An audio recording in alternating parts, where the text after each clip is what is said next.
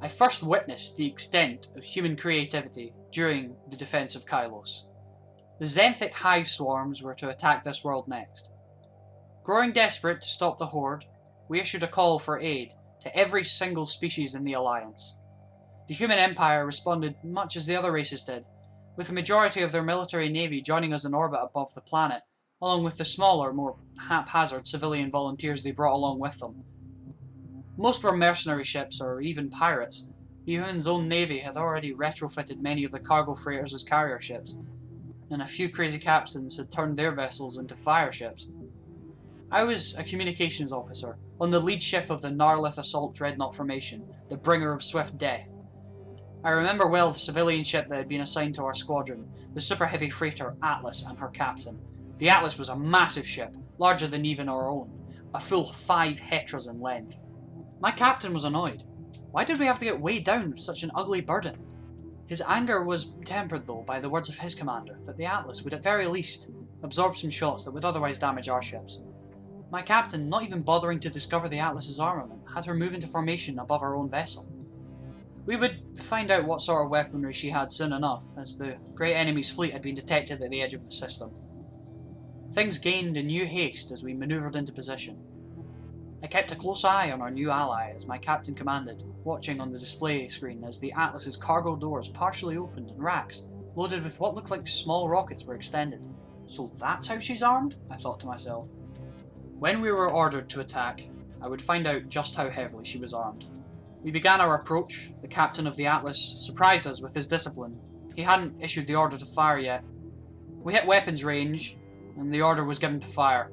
Our highly trained weapon crews were pouring pinpoint laser fire into the approaching fleet before they could get their first shot back at us. It was when the enemy fire was impacting on our shields that we saw the distorted cloud of fire that came from above our ship. At first I thought the Atlas had been destroyed, but it wasn't so. As I watched on, the screens indicated that she was surrounded by a storm of fire, the streaking fire of rocket exhaust. She was launching her payload like nothing I had ever seen. We Narlith prefer to fight with laser batteries. What I had thought were launch racks were more like ramps, acting to guide the rockets as the Atlas's captain simply dumped them into space. Then their engines fired, sending them streaking towards the enemy. Not 2 or 3 at a time like our own massive anti-ship missiles, but in their thousands. A never-ending swarm of explosive death was spat towards the enemy in a way that I had never dreamt possible. Any enemy ships that made the mistake of getting in the way of the Atlas were quickly ground to nothing but debris as thousands of rocket hits took their toll. The constant bombardment rapidly dropped enemy shields and smashed entire bomber waves.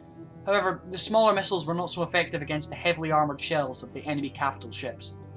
While the Atlas had a few capital ship kills to her name, it took tens of thousands of hits to achieve each one. We quickly learned a much more effective means of destruction. We were to follow in close formation with the Atlas until the missile hits had caused a shield breach somewhere, at which point our own laser batteries would exploit the rift, destroying the enemy ships quicker than we could have without our support. It turns out the captain of the Atlas had been offloading a shipment at an old military station when the call for aid was sent.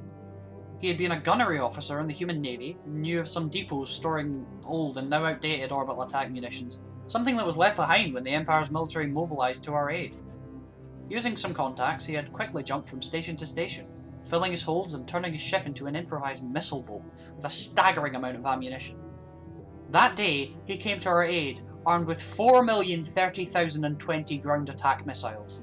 When we limped home, victorious that day, her hold was empty. Now I am gladder than ever we are an ally of the humans as I witnessed the launching of their new Atlas-class missile attack dreadnought.